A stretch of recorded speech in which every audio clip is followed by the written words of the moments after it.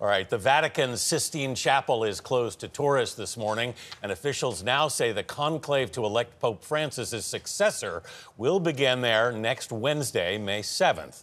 Francis was laid to rest after a funeral attended by dozens of world leaders and thousands of mourners. Chris Livesay reports from Rome. As day broke in Rome on Saturday, the faithful and the curious began to arrive in St. Peter's Square to pay final tribute to Pope Francis.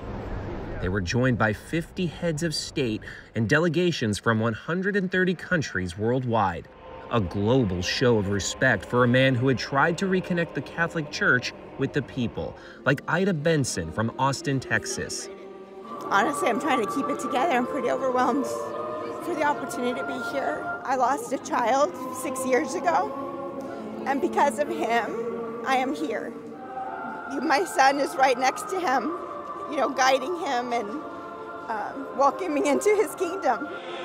Held with pomp and ceremony in the splendor of the Basilica, the service was simplified by Francis before his death and referenced his service and humility.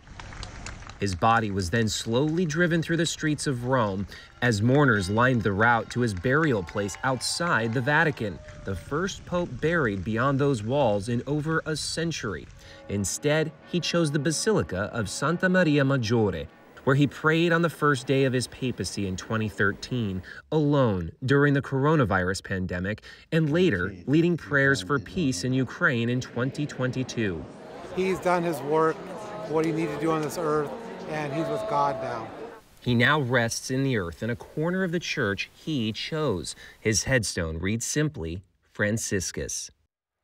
So many people down in the square told us they'll miss Pope Francis for being a voice for the voiceless, just a rare person and at a time of growing authoritarianism around the world. Now it'll be up to the cardinals next week at the conclave to elect the new pope if the church follows down that path. Adriana? All right, Chris, thank you so much for that report.